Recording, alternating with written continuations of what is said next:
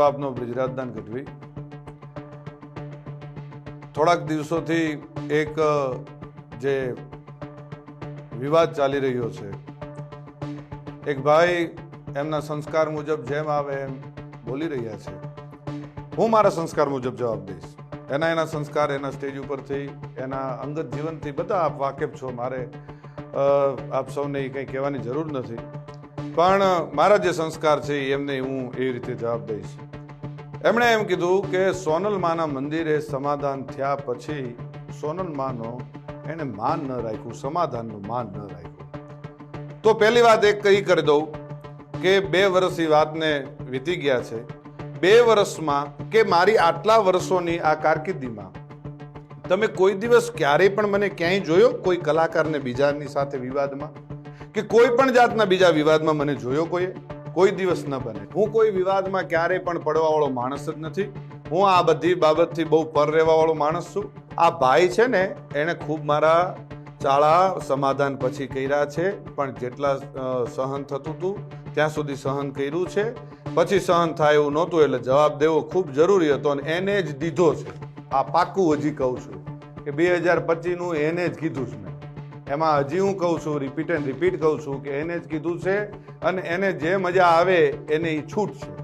એને બહુ મોરાનો શોખ છે, તો એને છુપા એના એડ્રેસ રાખવા પડે છે, એને છુપી રીતે રહેવું પડે છે।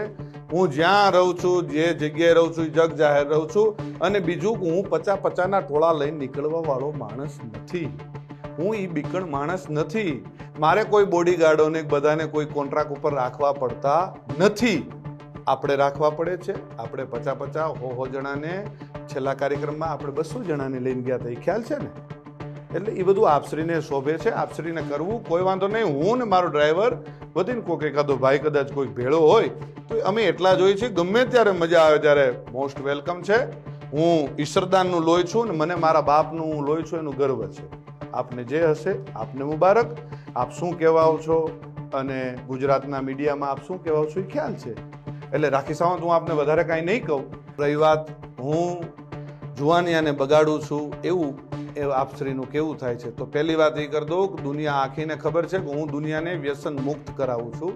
હું દુનિયાને સંસ્કારનો સારા કાર્યક્રમોની સારી વાતો કરું છું। આપશ્રી જેવું 302, 307 આવું કરાવવાનું કોઈ કાર્ય મારું નથી। ક્યારેય પણ હું કોઈ અશ્લીલતા ઉપર, ક્યારેય અશ્લીલ શબ્દ મારા સ્ટેજ ઉપરથી નથી આવ્યો। જે આપના સંસ્કાર મુજબ આપ ખૂબ સરસ રીતે જે આપના સંસ્કાર આપ દેખાડો છો, એ મારું ક્યારેય હું કોઈ અશ્લીલ શબ્દ નથી બોલ્યો, કોઈ બેન દીકરી માટે ક્યારેય કોઈ હું ખરાબ વાત નથી કરી। આપને શોભે એ આપ કરો છો, આપને મુબારક। અને મોરાનો જ્યારે પણ શોખ હોય ત્યારે કોઈ પણ જાતનું મનમાં ન રહી જાય, મનમાં ન રાખતા। વેલકમ છે અને મોસ્ટ વેલકમ છે। મારે તમ તારે કોઈ બીજી આપની સાથે બીજી ચર્ચાઓ નથી કરવી, બીજી વાતો નથી કરવી। પણ મારા ચાહક મિત્રો, મારા બાપુના ચાહક મિત્રો, લાખો કરોડો ચાહક મિત્રોને માઠું લાગ્યું છે।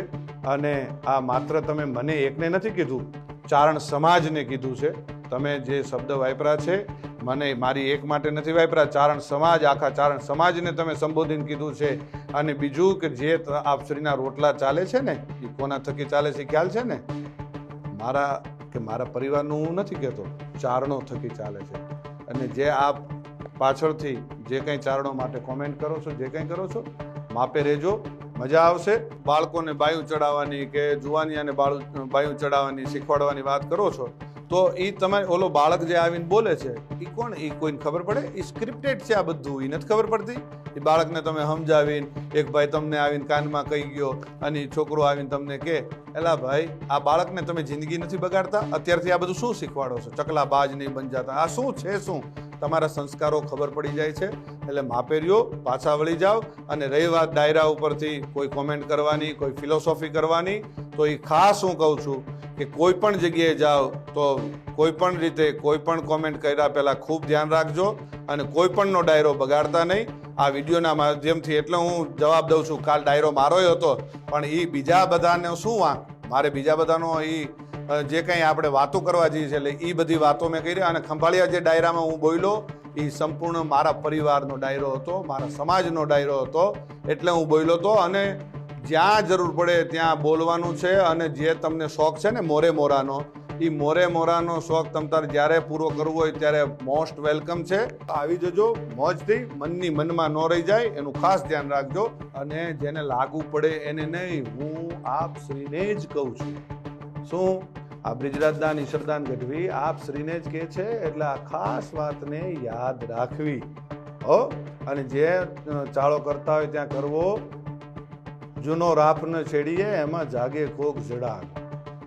જે રાફડા કદાચ શાંત હોય એમાં હાથ ન નાખવા કે આમાં આપણે, અને ઝેરનું પારખું નકો જોવું હો. છોટો ઉંમર હોય પણ નાગ ન છેડીએ, અને ઝેરનું પારખ્યું નકો જોવું. નાગના ચાળા ન હોય, નાગના બચ્ચાના ચાળા ન હોય.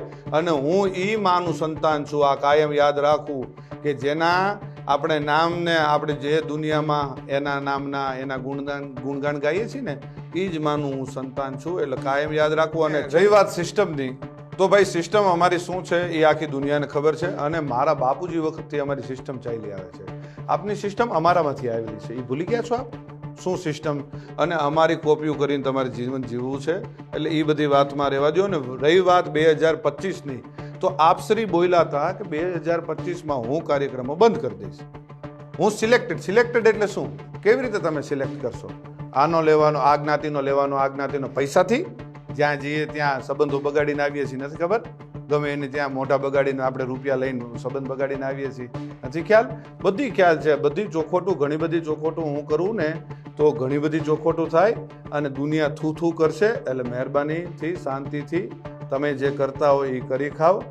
અને જેમ બંધમુઠ્ઠી છે, આ જે બંધમુઠ્ઠી છે ને એ જ જમાવટ છે. જો ખુલી જશે તો તમને કોઈ પણ રીતે સહન નહીં થાય. એટલે મહેરબાની કરીને શાંતિથી તમારું જીવન જીવો. અને આપશ્રીની એવી ટેવ છે કે આપણે સવારે બોલીને સાંજે ફરી જઈએ, સાંજે બોલીને સવારે ફરી જઈએ. રોજ આપણે ફરી જવું હોય એ આપશ્રીના ખૂબ સારી રીતે આપના સંસ્કારમાં હશે. અને ખૂબ ફરવું, કાચીડો જેમ રંગ બદલે ને એમ આપણે રંગ બદલીએ છીએ. એ તો આપની માટેની ઘણી બધી કહેવતો છે. આપને રાખી સાવન કહે છે, આપને કાચીડો કહે છે, આપને શિયાળિયું કહે છે, બધા ઘણા બધા છે. અને જે 18 વર્ષને આપ સાથે લઈને ચાલવાવાળી હમણે જે આ 2025થી આપને જે ભાવ જાગવા માંડ્યો છે, ખબર નથી? મારી માફી માંગ્યા પછી મારી માફી, બીજી સમાધાનવાળી વાત મને અત્યારે યાદ આવે છે. સમાધાન? ભાઈ હું સમાધાન કરવા આવ્યો હતો? આપ શ્રી આપના 50 જણાને દોડાવ્યા હતા કે બ્રિજરાજદાન ભાઈ યાર જલ્દી સમાધાન કરાવી દો, નકર આમ થઈ જશે ને તેમ થઈ જશે. એટલે એ બધી વાતો બંધ કરો. અને બીજી હજી એક વાત કરી દઉં, 18 વર્ષને સાથે લઈને આલો છો. કેદી આવેલા તમે? ખબર નથી? એક કાર્યક્રમમાં, જાહેર કાર્યક્રમમાં 10,000 માણાની, જે તે સમાજનો કાર્યક્રમ હતો, 10,000 માણાની વચ્ચે માફી માગવી પડી હતી. ભૂલી ગયા છો? ખોટી બધી વાતો બંધ કરો. જે કરતા હોય કરી ખાઓ. અને જે કંઈ થોડું ઘણું તમને આ જે ડાયલોગબાજી આવડે છે, જે કંઈ ટૂંકી વાતો આવડે છે 2-4 મિનિટની, એ કરી જાણો અને મોજ કરો. જય માતાજી, જય દ્વારકાધીશ.